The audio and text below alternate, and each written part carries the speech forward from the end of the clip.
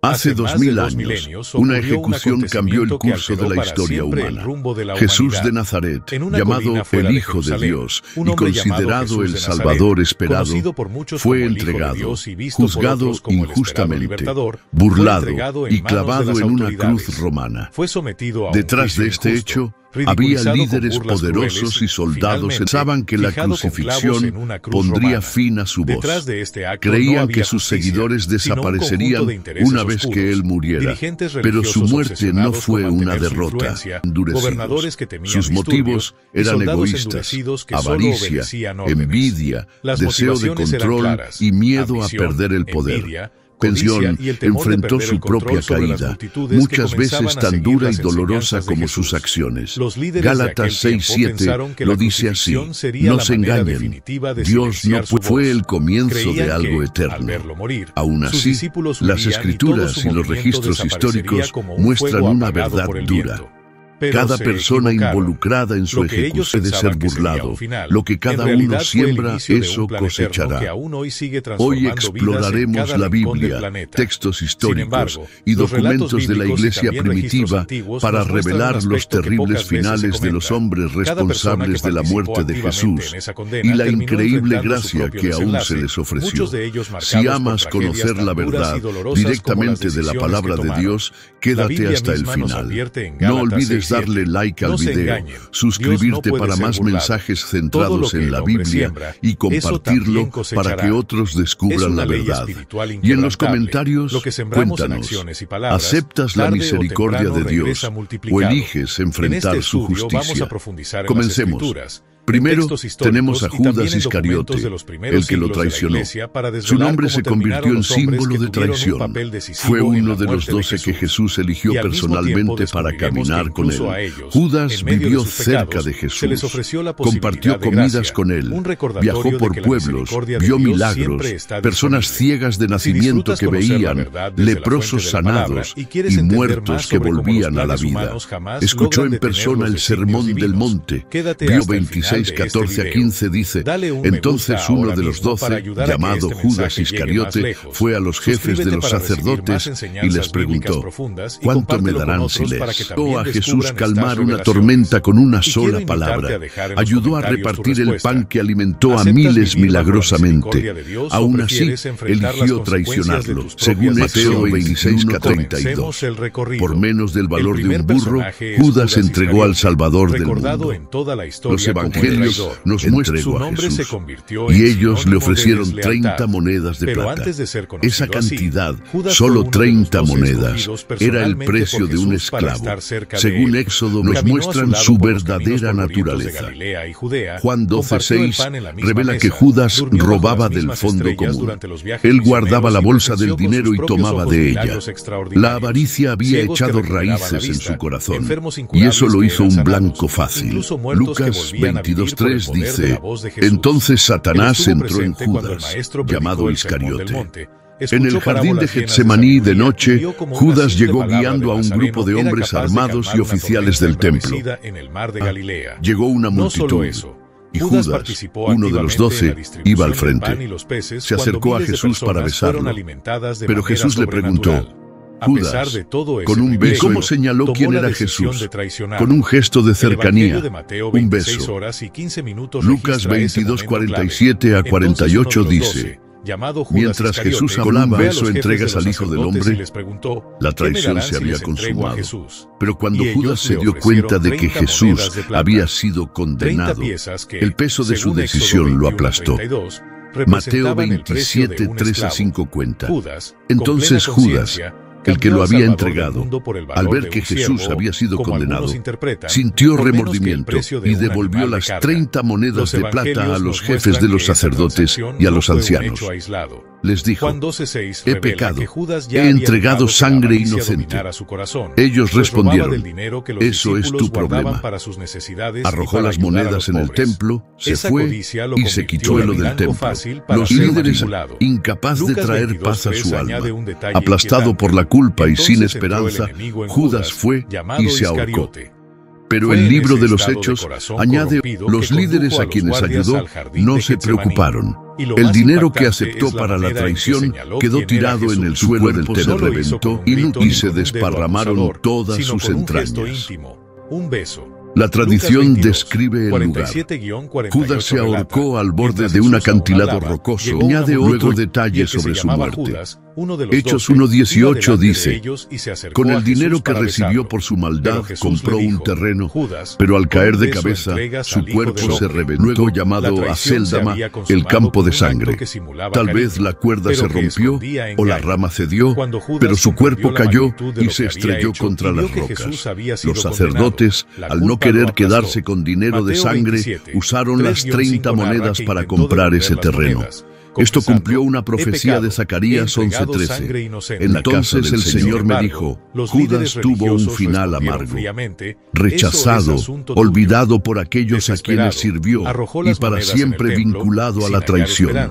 Jesús incluso me dijo, arrójalo al alfarero, ese magnífico precio con que me valoraron. Así que tomé las 30 monedas de plata y las arrojé al alfarero en la casa del Señor. Escuchar su voz, ver milagros, y aún así perderte, si tu corazón nunca le pertenece por completo. Ahora vamos con el segundo personaje. Caifás lo llamó amigo durante el acto de traición, pero Judas rechazó esa misericordia. Su historia es un recordatorio poderoso. Puedes caminar junto a Jesús, Caifás, el sumo sacerdote que condenó a Jesús. Caifás ocupaba el cargo religioso más alto en Israel en ese tiempo.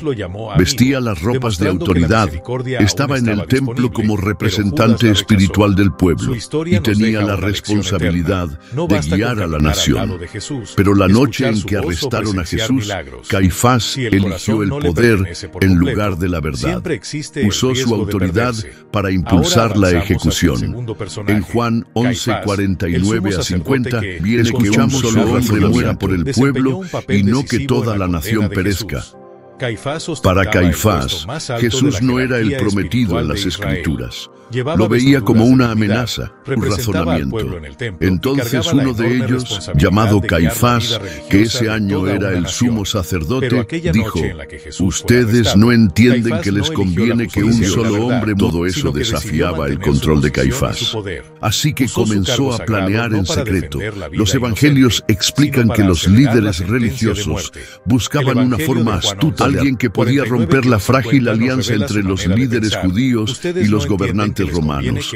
Los milagros, las multitudes y su audaz afirmación de ser una forma astuta de arrestar a Jesús y matarlo. Cuando Judas se ofreció, Caifás aprovechó la oportunidad.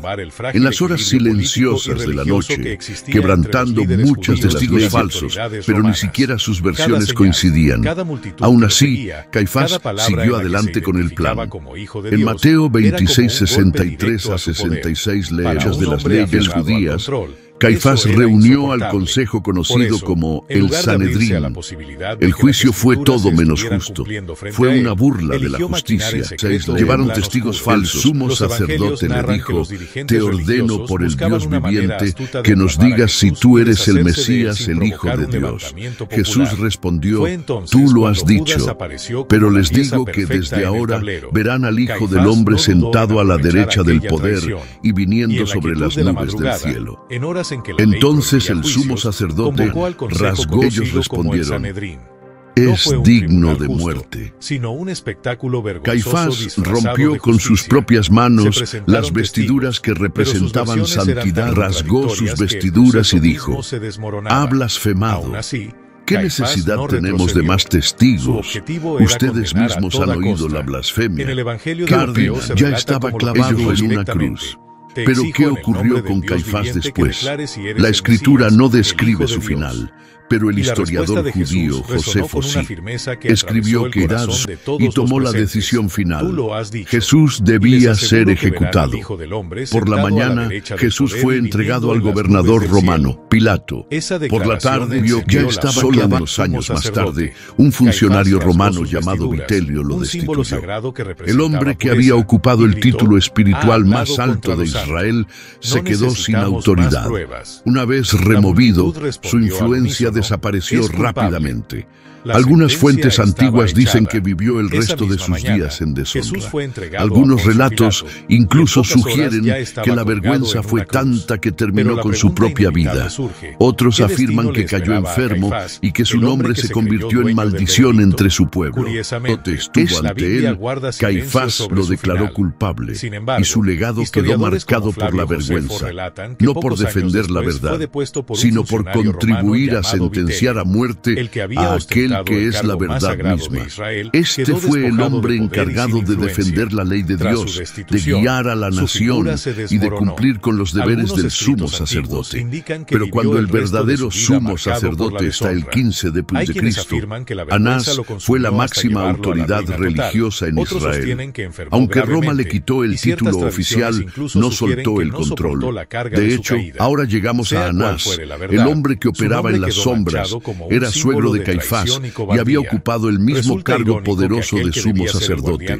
Desde el año 6 hasta cuando los soldados arrestaron a Jesús en el jardín, no lo llevaron directamente ante Caifás. Lo llevaron primero ante Anás. ¿Por qué? Porque Anás seguía. Juan 18:13 nos dice, llevaron primero a Jesús ante Anás, porque era suegro de Caifás, quien ese año era el sumo sacerdote, moviendo los hilos tras bambalinas. Aunque ya no tenía el título, su influencia sobre el consejo judío era enorme. Anás no era solo un ex sumo sacerdote, era un estratega político. La historia muestra que 5 de sus hijos, además de su yerno Caifás, también ocuparon el cargo de sumo sacerdote. El sacerdocio se había convertido en un imperio familiar, y Anás estaba en la cima. Cuando interrogó a Jesús, fue directo y preciso. Juan 18:19 dice, el sumo sacerdote interrogó a Jesús acerca de sus discípulos y de su cargo. Yo siempre he hablado en público, enseñé en las sinagogas y en el templo donde todos se reúnen. ¿Por qué me interrogan a mí? Pregunten a los que me oyeron enseñanza. Pero su interés no era conocer la verdad. Quería encontrar algo que pudiera usar en su contra.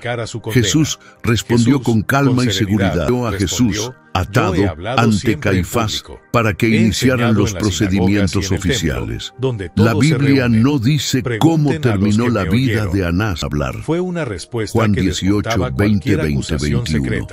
Esa no era la respuesta que Anás esperaba, así que después de un breve pero tenso intercambio, enviónos. En el año 66 después de Cristo, la familia de Anás aún tenía riqueza y poder en Jerusalén.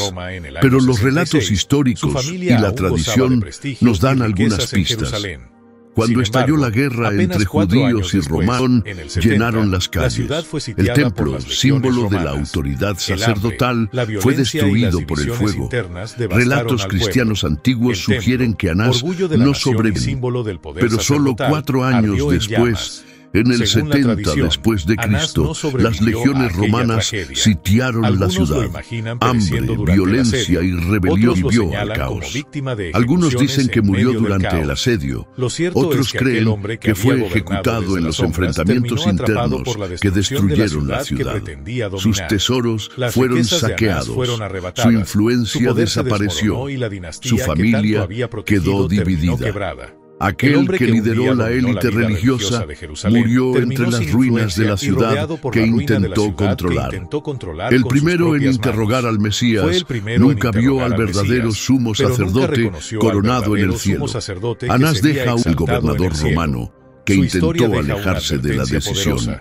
Pilato fue el 5º funcionario romano enviado a gobernar Judea, elegido por el emperador Tiberio. Una advertencia: puedes tener autoridad sobre cosas sagradas y aún así no conocer al Dios que está detrás de ellas. Ahora pasamos a Poncio Pilato, para controlar una provincia llena de tensiones religiosas.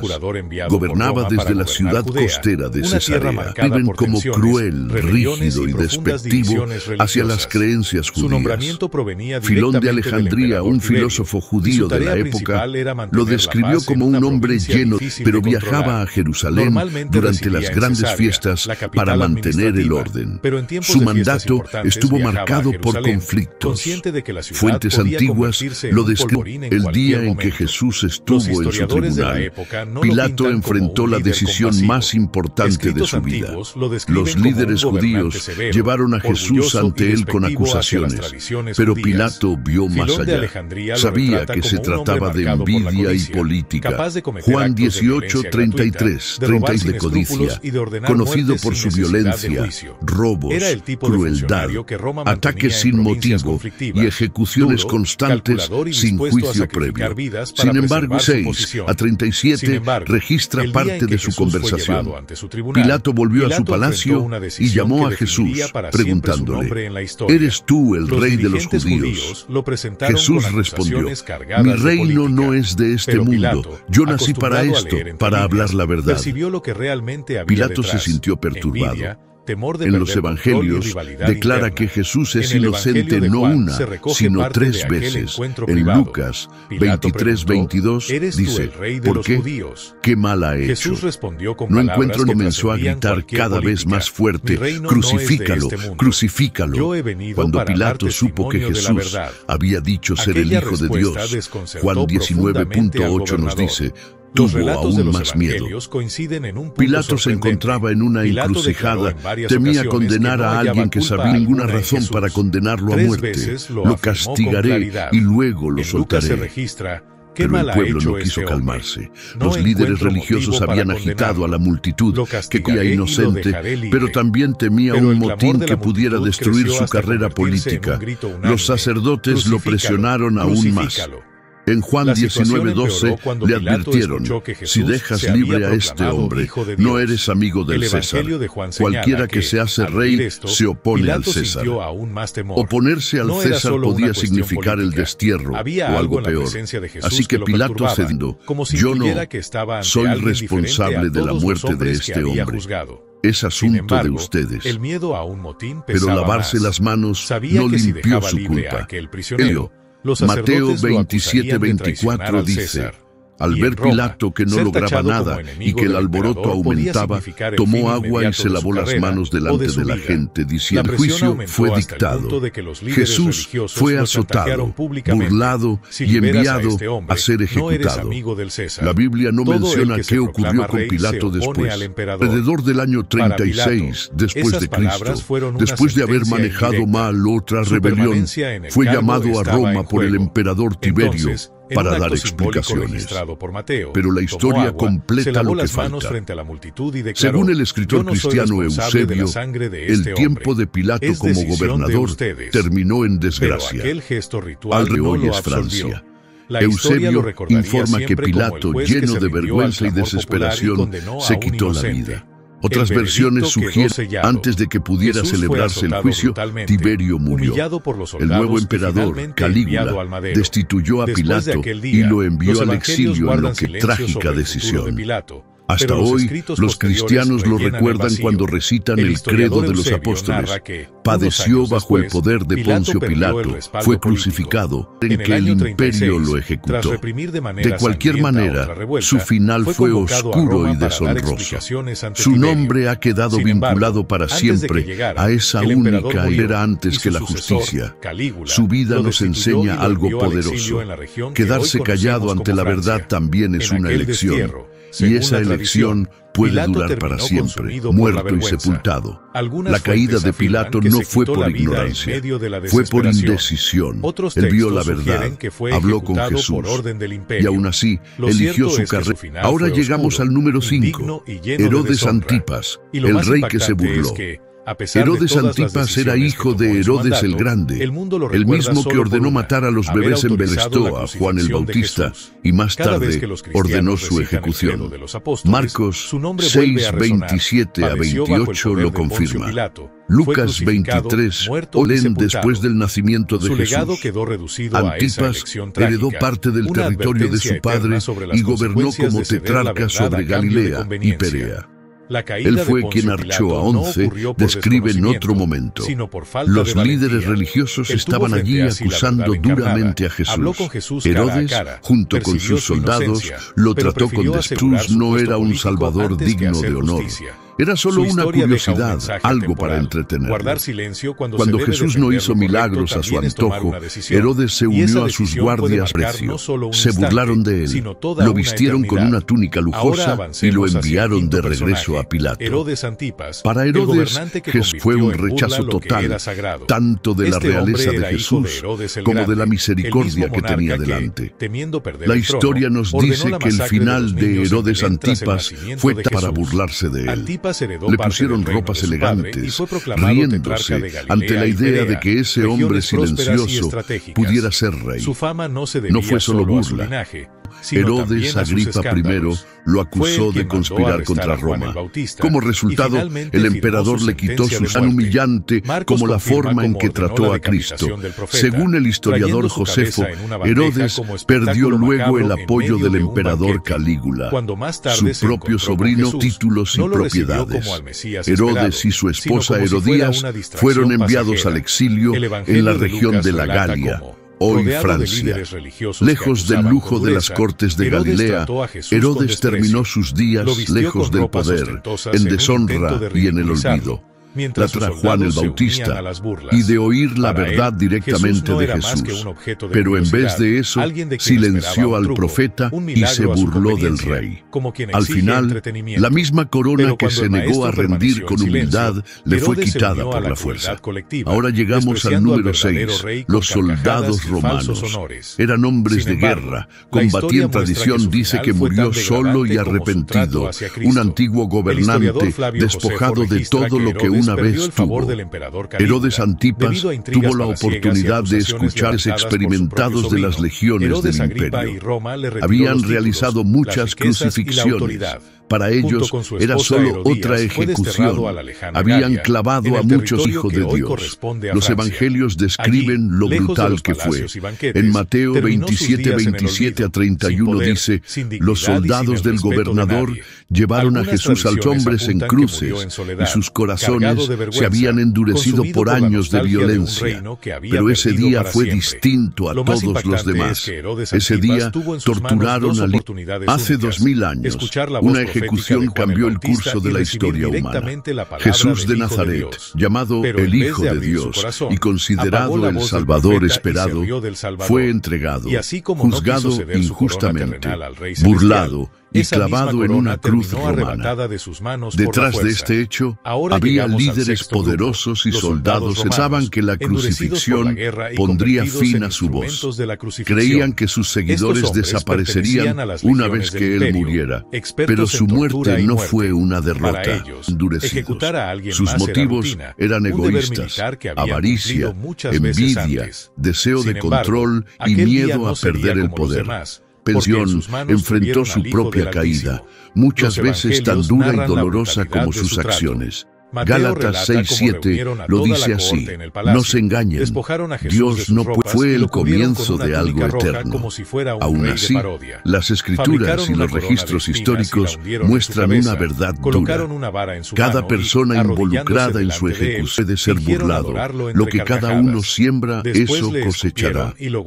Hoy exploraremos la Biblia, textos históricos y documentos de la iglesia primitiva para revelar los terribles finales de los hombres responsables de la muerte de Jesús y la increíble gracia que aún se les ofreció. Si amas conocer la verdad directamente de la palabra de Dios, quédate hasta el final. No olvides darle like al video, suscribirte para más mensajes centrados en la Biblia y compartirlo para que otros descubran la verdad. Y en los comentarios, cuéntanos, ¿aceptas la misericordia de Dios o eliges enfrentar su justicia? Comencemos. Primero tenemos a Judas Iscariote, el que lo traicionó. Su nombre se convirtió en símbolo de traición. Fue uno de los 12 que Jesús eligió personalmente para caminar con él.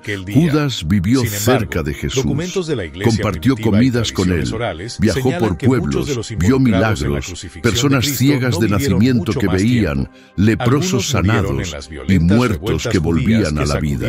Escuchó en persona el sermón del monte, vio 26, 14 a 15, dice: entonces uno de los 12, llamado Judas Iscariote, fue a los jefes de los sacerdotes y les preguntó: ¿cuánto me darán si les? Ayudó a Jesús calmar una tormenta con una sola palabra.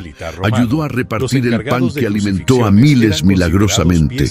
Aún así, eligió traicionarlo. Según Mateo 26:32, por menos del valor de un burro, Judas entregó al Salvador del mundo. Los evangelios nos muestran a Jesús, y ellos le ofrecieron 30 monedas de plata. Esa cantidad, solo 30 monedas, era el precio de un esclavo. Según Éxodo, nos muestran su verdadera naturaleza. Juan 12:6 revela que Judas robaba del fondo común. Él guardaba la bolsa del dinero y tomaba de ella. La avaricia había echado raíces en su corazón, y eso lo hizo un blanco fácil. Lucas 22:3 dice: entonces Satanás entró en Judas, llamado Iscariote. En el jardín de Getsemaní de noche, Judas llegó guiando a un grupo de hombres armados y oficiales del templo. Llegó una multitud, y Judas, uno de los 12, iba al frente. Se acercó a Jesús para besarlo, pero Jesús le preguntó: Judas, con un beso, ¿cómo señaló quién era Jesús? Con un gesto de cercanía, un beso. Lucas 22:47 a 48 dice: mientras Jesús hablaba, un beso entregas al Hijo del Hombre, la traición se había consumado. Pero cuando Judas se dio cuenta de que Jesús había sido condenado, el peso de su decisión lo aplastó. Mateo 27:3 a 5 cuenta: entonces Judas, el que lo había entregado, al ver que Jesús había sido condenado, sintió remordimiento y devolvió las 30 monedas de plata a los jefes de los sacerdotes y a los ancianos. Les dijo: he pecado. He entregado sangre inocente. Ellos respondieron: eso es tu problema. Arrojó las monedas en el templo, se fue y se quitó lo del templo. Los líderes, incapaz de traer paz a su alma, aplastado por la culpa y sin esperanza, Judas fue y se ahorcó. Pero el libro de los Hechos añade: los líderes a quienes ayudó no se preocuparon. El dinero que aceptó para la traición quedó tirado en el suelo del templo, se reventó y se desparramaron todas sus entrañas. La tradición describe el lugar. Judas se ahorcó al borde de un acantilado rocoso. Añade otro detalle sobre su muerte. Hechos 1:18 dice: con el dinero que recibió por su maldad compró un terreno, pero al caer de cabeza su cuerpo se reveló, luego llamado Acéldama, el campo de sangre. Tal vez la cuerda se rompió o la rama cedió, pero su cuerpo cayó y se estrelló contra las rocas. Los sacerdotes, al no querer quedarse con dinero de sangre, usaron las 30 monedas para comprar ese terreno. Esto cumplió una profecía de Zacarías 11:13. Entonces el Señor me dijo: Judas tuvo un final amargo, rechazado, olvidado por aquellos a quienes sirvió, y para siempre vinculado a la traición. Jesús incluso me dijo: arrójalo al alfarero, ese magnífico precio con que me valoraron. Así que tomé las 30 monedas de plata y las arrojé al alfarero en la casa del Señor. Escuchar su voz, ver milagros y aún así perderte, si tu corazón nunca le pertenece por completo. Ahora vamos con el segundo personaje. Caifás lo llamó amigo durante el acto de traición, pero Judas rechazó esa misericordia. Su historia es un recordatorio poderoso. Puedes caminar junto a Caifás, el sumo sacerdote que condenó a Jesús. Caifás ocupaba el cargo religioso más alto en Israel en ese tiempo. Vestía las ropas de autoridad, estaba en el templo como representante espiritual del pueblo y tenía la responsabilidad de guiar a la nación.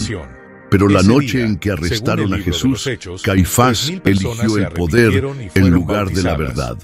Usó su autoridad para impulsar la ejecución. En Juan 11:49-50, viene que un solo hombre muera por el pueblo y no que toda la nación perezca.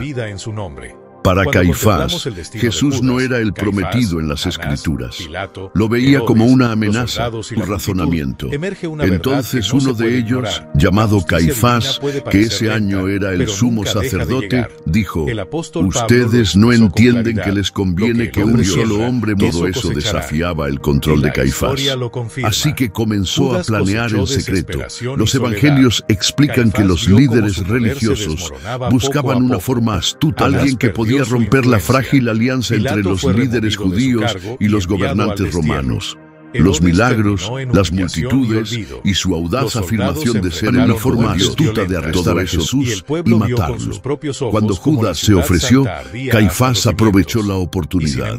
En las horas silenciosas de la noche, quebrantando muchos testigos falsos, pero ni siquiera sus versiones coincidían. Aún así, Caifás siguió adelante con el plan. En Mateo 26:63-66 leemos de las leyes judías. Caifás reunió al consejo conocido como el Sanedrín. El juicio fue todo menos justo. Fue una burla de la justicia. Llevaron testigos falsos. El sumo sacerdote le dijo: te ordeno por el Dios viviente que nos digas si tú eres el Mesías, el Hijo de Dios. Jesús respondió: tú lo has dicho, pero les digo que desde ahora verán al Hijo del Hombre sentado a la derecha del poder y viniendo sobre las nubes del cielo. Entonces el sumo sacerdote rasgó. Ellos respondieron: es digno de muerte. Caifás rompió con sus propias manos las vestiduras que representaban santidad, rasgó sus vestiduras y dijo: ha blasfemado. ¿Qué necesidad tenemos de más testigos? Ustedes mismos han oído la blasfemia.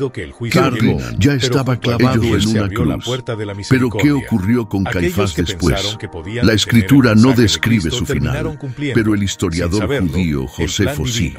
Escribió que irá y tomó la decisión final. Jesús debía ser ejecutado. Por la mañana, Jesús fue entregado al gobernador romano, Pilato. Por la tarde, ya estaba clavado. 2 años más tarde, un funcionario romano llamado Vitelio lo destituyó. El hombre que había ocupado el título espiritual más alto de Israel se quedó sin autoridad. Una vez removido, su influencia desapareció rápidamente.